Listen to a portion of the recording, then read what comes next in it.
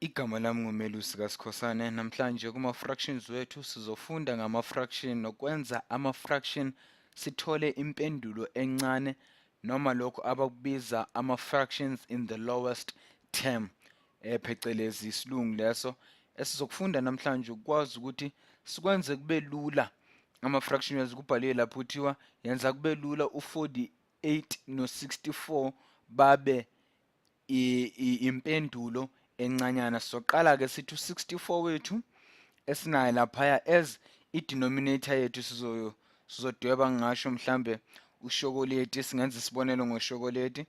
I think ushokoleti wamubi, sothi ushokoleti simdweba lapha. Ushokoleti lo wethu umele u-64 loya wethu. Ukhumbule i-denominator yile number esisebenza ngayo ephelele noma emele lento esikhuluma ngayo. So manje esizokwenza sizothi u-48 wethu yiyo iloko sikubiza i-numerator, yona inombolo esizothi sisebenzise ukuthi sihlukanise laphaya noma siqhephule sibala ngayo. Kepha ke u-48 wethu mkhulu angeke siloko siphula kaningi so sibe namaphisi amaningi amancane esohlule ukuthi thina ekugcineni siwabala. Kepha sizokwenza manje sothi u-48 over u-64 wethu. Safuna ipensela lethu elikahle lokubhala. Sothi u-64 wethu laphayana uphele loya ethe ibhokisi lethu lela elikhulu eliphelele, leli elincanyana elinombala opurple u-48 wethu. U-64 wethu ukuze sona esokwenza manje ukuthi sithole lento abakubiza i-common denominator noma inombolo esizoyifaka noma siyiphindaphinde ezokwenza ukuthi u-48 angasali no-64 angasali, ezongena shici iphelele kule nombolo zombili, ku-numerator yethu ne-denominator yethu. Inombolo esinayo maningabala nani kahle, sizothi ngithathe elinye ipensela engathi lihlukile ngibhale ngalo. Ngizothi u-64 u-48 wethu ngizothi times 3 times 16. Ngikhumbule ukuthi u-3 uma umphinda ka-16 uthola u-48. Ngiphinde ngithi u-4 uma umphinda noma umtimes ngawu-16 uzothola ubani? U-64 wethu. Sesiyakwazi-ke ukubuyela kuloya mdwebo wethu woshokoleti sithi kulombala opurple noma u-48 wethu sizohlukanisa kathathu. Kusho ukuthi u-16 o-16 labayana abathathu, u-16 wokuqala, u-16 wesibili, u-16 wesithathu. La siqhephule khona entweni yethu ebeyiphelele ewu-64. Sothi futhi masibuyele emuva sizothola u-64 wethu. U-64 wethu ngiyakhumbula ukuthi simqhephule kwaba kangaki? Abo-16 abawu-4. Nakho-ke siyaqhephula kokuqala sothi 64 wokuqala, 64 wesibili no-64 wesingaki? Wesithathu, esibatholayo lapha kulo shokoledi wethu ophelele. Okunye futhi-ke kubalulekile nokumqoka engifuna nikuqaphele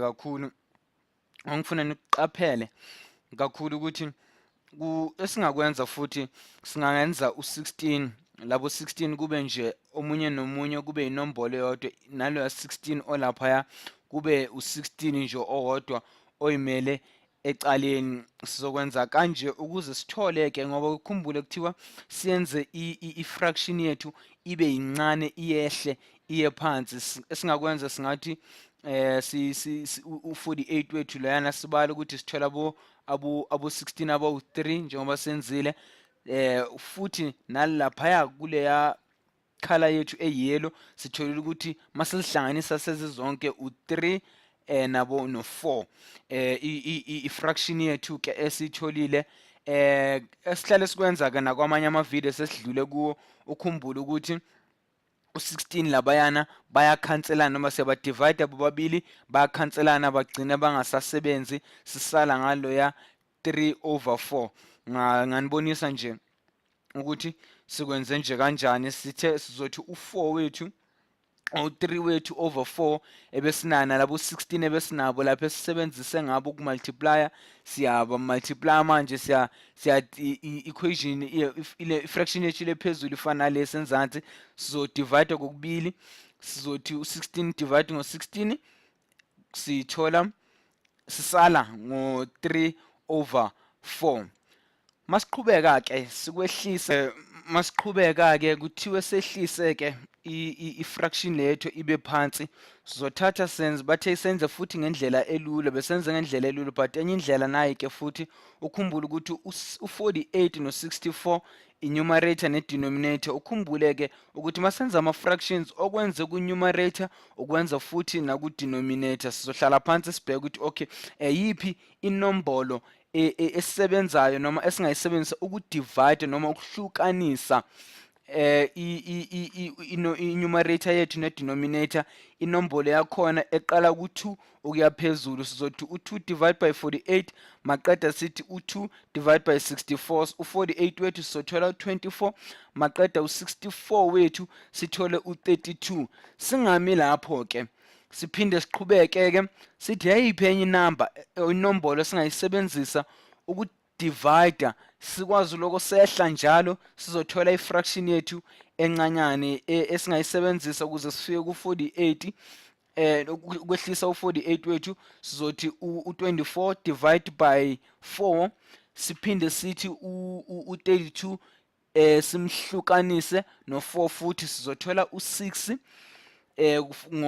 ku48 siphinde sithole u8 ku64 masiqhubeka inombolo esesisele ngayo u2 esingayisebenzisa ukudivide sothi 2 divide by 6 divide by 2 and 8 divide by 2 sithola leya fraction yethu ebesiyitholile and ayisekho futhi ayisekho enye inamba engaphansi kwa2 esingayisebenzisa ukudivide sisele ngo3 wethu nango4 wethu 3 wethu inumerator yethu u4 wethu idenominator kungakho ke ilokho esikwenzile ukuthi sithole lento abayishiyo the lowest simplify to the lowest fractions ukuthi siyenze ifraction yethu ibe incane ngendlela sisuke ku48 no64 saya ku3 no4 wethu iyo ifraction esisele sesinayo phambi kobuso bethu.